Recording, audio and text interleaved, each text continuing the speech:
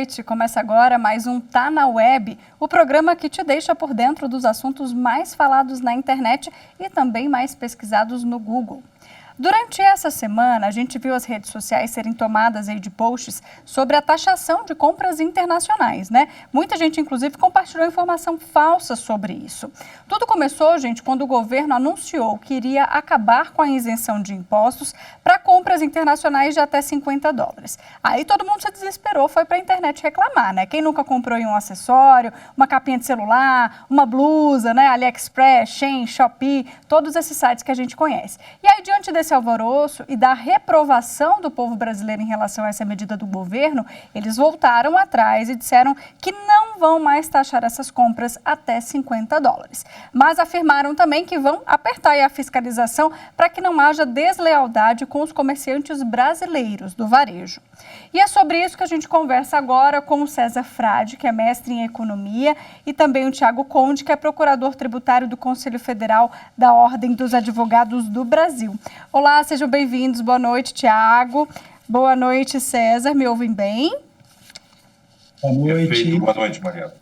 Bom, sejam bem-vindos. Vamos começar então explicando, porque teve muita desinformação, né? Muita gente foi reclamar, achando que essa taxação viria para nós consumidores, mas na verdade essa história começou quando o governo decidiu taxar os empresários, enfim, pessoas jurídicas que vendem esses itens como pessoas físicas, e aqui o comerciante brasileiro acaba, então, no nível de desigualdade quando a gente fala de imposto. Foi isso que aconteceu, eu queria ouvir de vocês exatamente essa explicação. Vamos começar, então, com o César, por favor. Boa noite, pessoal. Boa noite, Mariana. Boa noite, Thiago.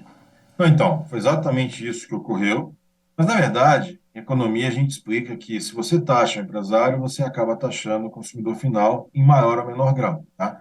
O repasse é feito, todo mundo acredita que o repasse é feito de forma integral, não é, mas o repasse é feito, pelo menos, parcial, principalmente para esse tipo de produto. Então, por mais que você pense ou venda que você vai taxar o empresariado, o preço do produto do consumidor final ele vai acabar sendo aumentado. Mas, por outro lado, o que a gente tem que pensar é exatamente esse ponto que você estava comentando, ou seja, nós temos que olhar para as empresas de varejo nacionais. Elas estão perdendo competitividade, elas que geram emprego, elas que geram tributo aqui dentro. Será que faz sentido não taxar? Então, essa é uma questão que a gente vai discutir aqui. Já deixo a minha opinião, na minha opinião, não. Na minha opinião, isso tem que ser taxado exatamente como se taxa os nacionais. Ou isento nacional, que não dá para fazer, dado a nossa situação fiscal. Tiago, agora a parte tributária, me explica aqui que imposto que é esse, né? Que o governo, enfim, iria taxar, qual que é a porcentagem, como era essa conversa aí antes do governo desistir dessa taxação, e também explica para a gente a importância de se pagar esse imposto vindo de compras internacionais, por gentileza. Mariana, boa noite César, prazer estar aqui com vocês, telespectadores da TV Justiça. Então, rapidamente você trouxe um arcabouço importante, que ao longo da última semana, assim, foi o maior ponto das redes sociais, essa questão de que os consumidores do e-commerce asiático, aí como você falou, iriam passar a pagar tributos, né, assim. Aí já tem uma primeira impropriedade, uma primeira notícia falsa. Assim. Eles não iam passar a pagar tributos. Não há, Mariane, a criação de um imposto novo. Na verdade, aqui, o imposto que incide na entrada de produtos importados no território nacional é o chamado imposto de importação. E ele já está previsto na nossa legislação.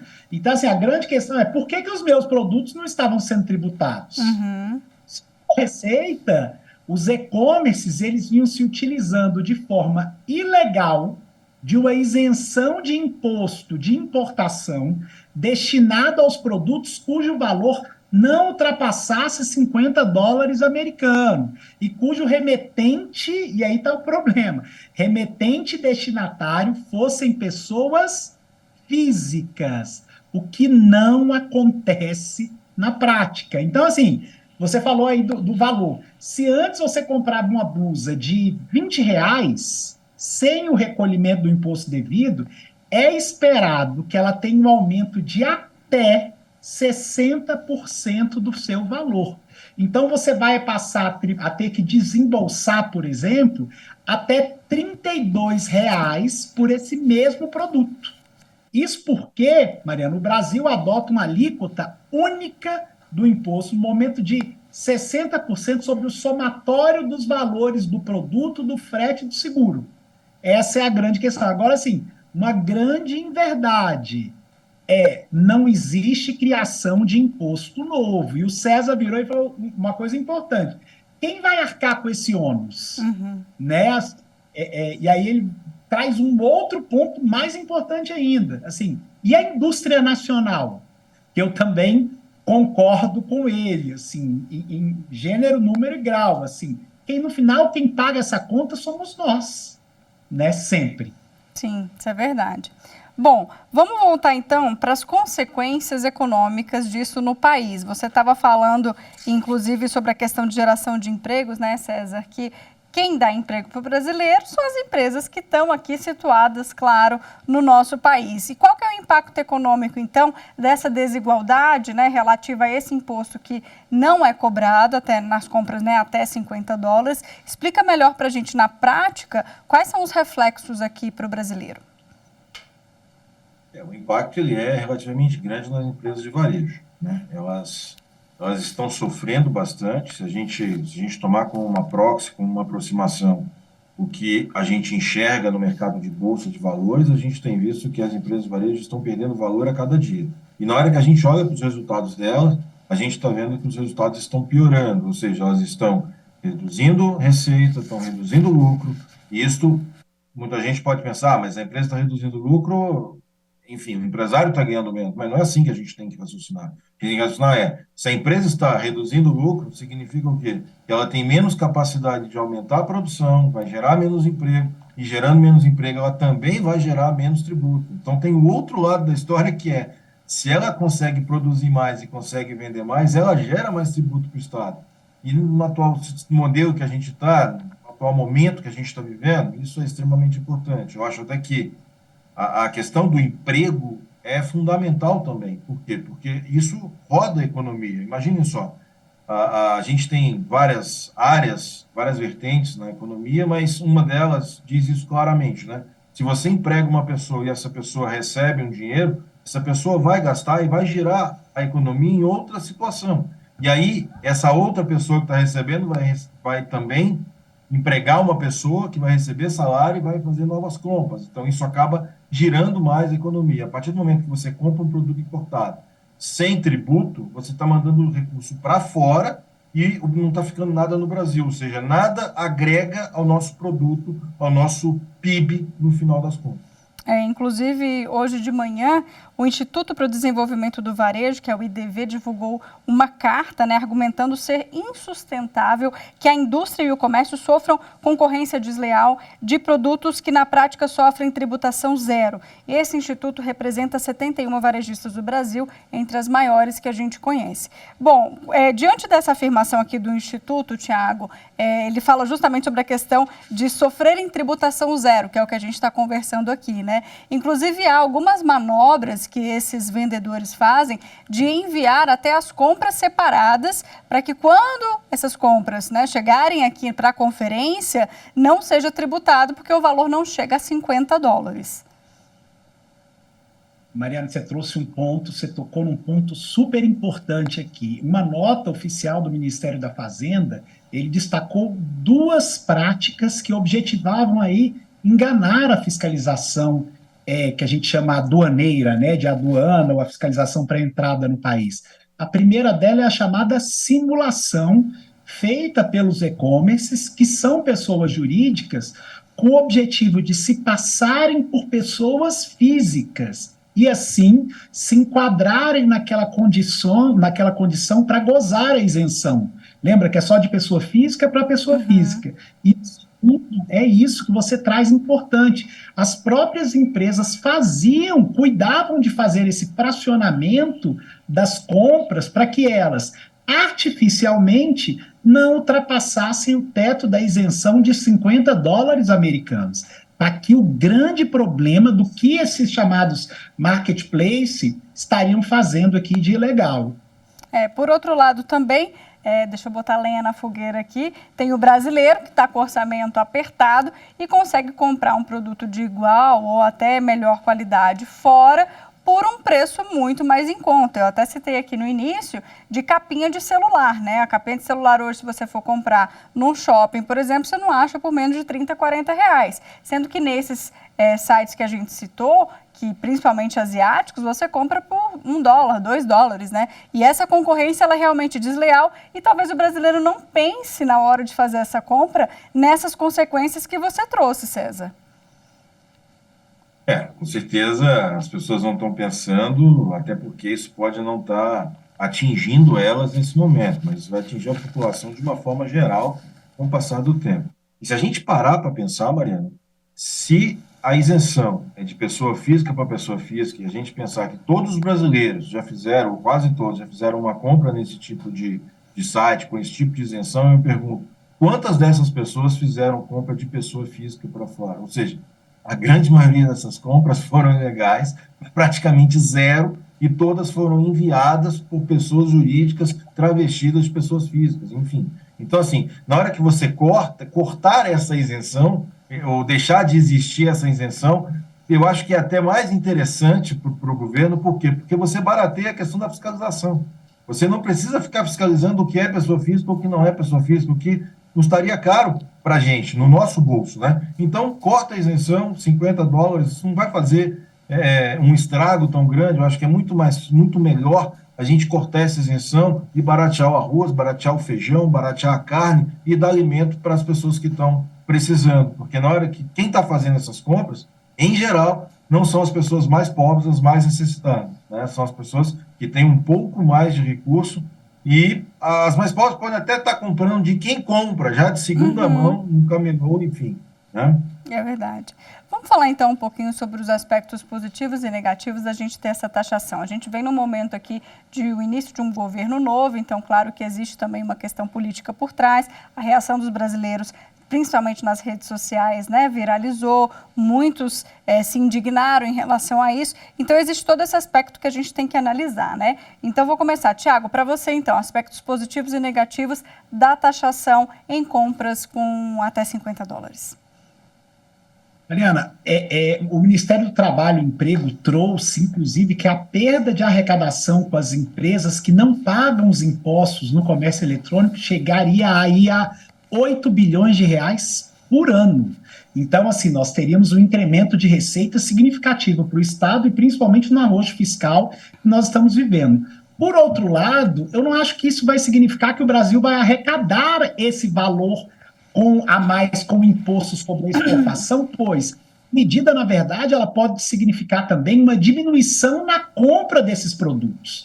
No entanto, é esperado que, com a tributação efetiva desses produtos, o mercado nacional do varejo fique mais competitivo, significando aí um aumento de arrecadação, sobretudo dos estados e da União, por meio de outros tributos, porque, assim, não é só sobre o imposto de arrecadação, a tributação vai incidindo sobre cascata.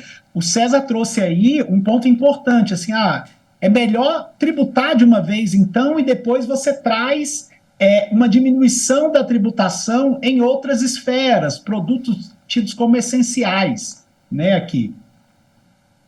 E para você, César, conta para mim quais são, na sua opinião, os pontos positivos e negativos do governo ser firme em relação a essa taxação. Mariana, sendo muito sincero, eu só acho que não taxar só tem ponto negativo, não tem nenhum ponto positivo, né? Eu acho que você precisa fazer com que a competição seja igual entre os iguais e não desigual como ela está hoje, né? Então, eu acho que esse é um ponto. Você trata a empresa nacional, olha que coisa mais esquisita, estranha. Você trata a empresa nacional de uma forma pior do que você trata uma empresa estrangeira. Isso não faz sentido. Tudo que a gente entende ou estuda é exatamente o contrário. Você tenta proteger o mercado. Eu também acho que eu sou contra, né? Eu acho que você abrir o mercado e ver quem é melhor, quem é mais competitivo, pagando os tributos de forma, um tributo razoável e não um tributo excessivo para não ter entrada do produto estrangeiro aqui, eu acho que isso é fundamental. Então, não faz muito sentido a gente deixar esses produtos entrarem. É claro que a gente vai ter muito lobby para que isso não zere, né? E muito provavelmente essa mexida que aconteceu na internet, esses vários posts que aconteceram, já era lobby dessas empresas que estavam querendo fazer que não caísse essa isenção. Eu só vejo ponto negativo você continuar da forma como está. Eu acho que era uma medida fantástica que o governo ia emplacar, mas, enfim, ficou aí para um segundo momento. É isso, a gente vai seguir acompanhando então, né, para saber como é que o governo vai agir daqui para frente. Logo de cara eles já disseram que a fiscalização vai ser mais apertada, né, que vão ficar de olho realmente para evitar que essas fraudes aconteçam. Bom, Tiago César, muito obrigada pela participação aqui, uma boa noite para vocês e uma outra oportunidade a gente discute mais sobre essa questão de compras internacionais. Muito obrigada. Obrigado, Um Mariana. abraço, foi um prazer.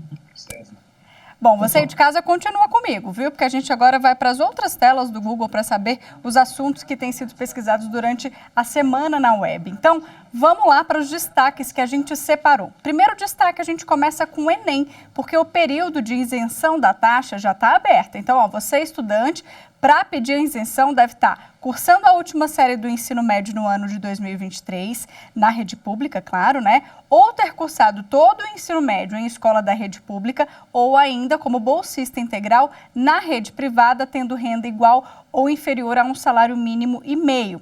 Ainda tem uma outra possibilidade, estar em situação de vulnerabilidade, por ser de família de baixa renda, inscrita no Cadastro Único para Programas Sociais do Governo Federal.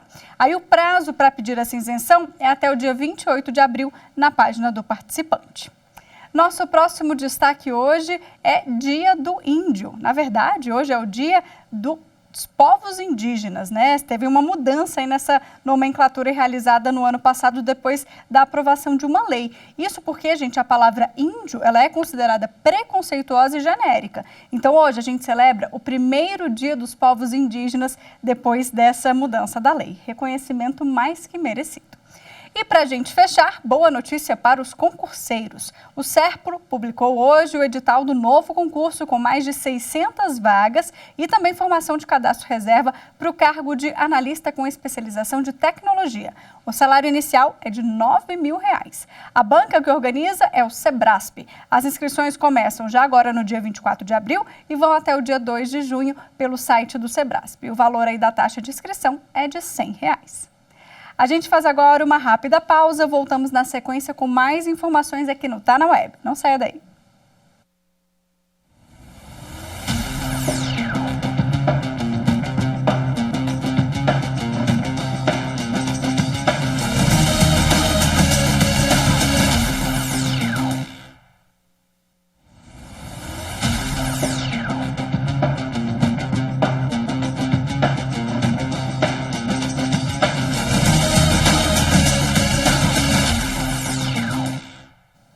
Já estamos de volta e agora no segundo bloco a gente aborda uma fake news que está circulando na internet. Vamos ver?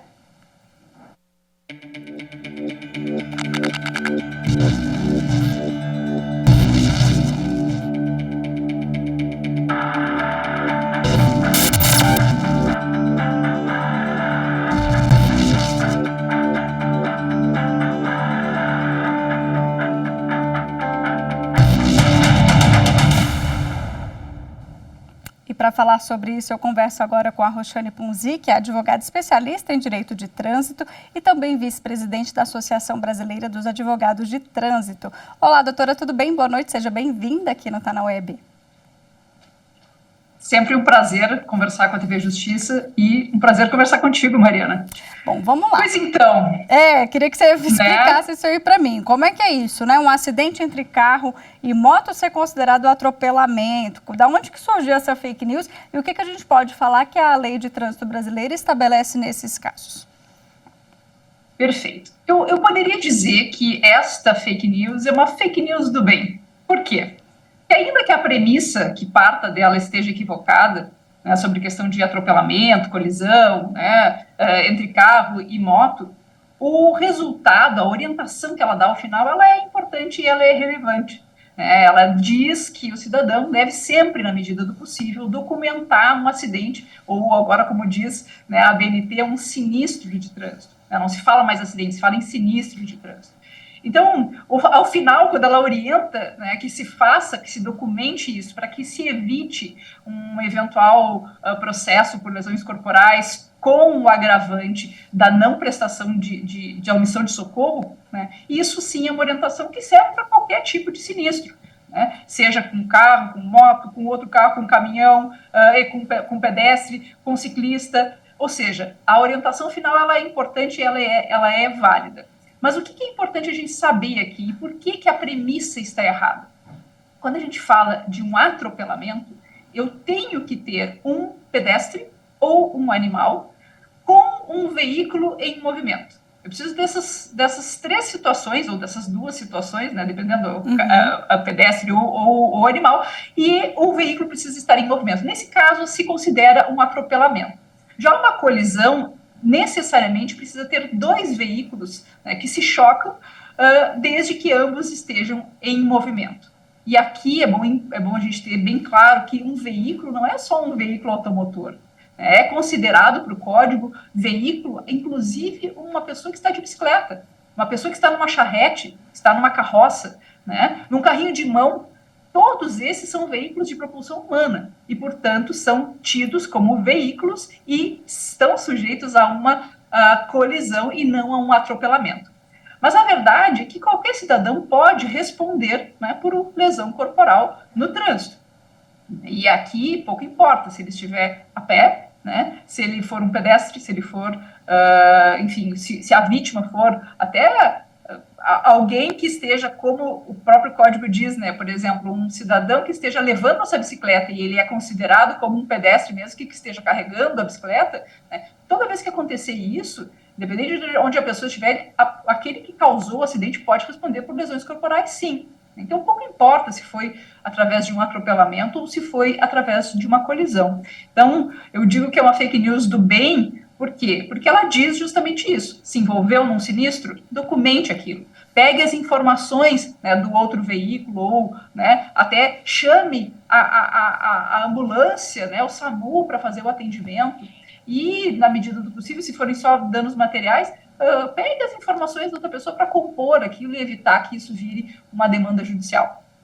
Entendi. Bom, mas a gente sabe também, aproveitando que você está falando aí sobre essas cenas que a gente vê no dia a dia, né, principalmente de atropelamento, de acidente, os motociclistas, eles são mais vulneráveis, né? Eles não estão em uma caixinha igual o carro que protege ali, eles não têm nenhuma proteção. O que a legislação diz em relação ao ciclista, ao motociclista, perdão, quando há algum tipo de desvantagem no trânsito, né? Existe alguma questão relacionada a isso? Na verdade, lá nas normas gerais de conduta se fala justamente isso, que o maior deve cuidar do menor no trânsito.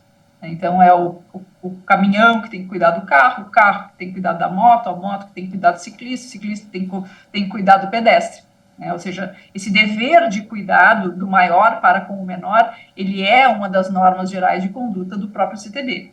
E, sim, tu muito bem pontuou, o motociclista está mais vulnerável, né? Quando uma pessoa está dentro de um veículo, ela está dentro de um invólucro que a protege, né? E já numa moto não há esse invólucro e ele está mais sujeito a acidentes. Então, assim, o fato de uma moto e um carro, por exemplo, se envolverem num sinistro de trânsito e o motociclista sofrer lesões corporais, o motorista do veículo, se ele for culpado, obviamente, ele vai responder pelo crime, né, de lesões corporais do artigo 303. Né? Isso independente de se considerar um atropelamento ou uma colisão, aquilo que a gente estava falando antes.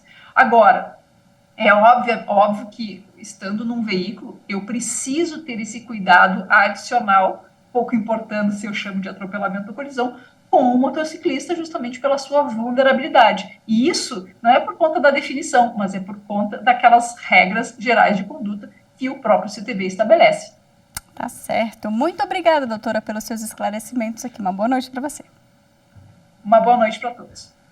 Bom, é isso então. A gente fica por aqui. Não deixe de seguir a TV Justiça nas redes sociais. A gente está no Instagram, no Twitter, no YouTube e também no Spotify. Lembrando que o nosso @ é @Rádio e TV Justiça. Muito obrigada pela sua companhia. Volto na semana que vem. Tchau, tchau.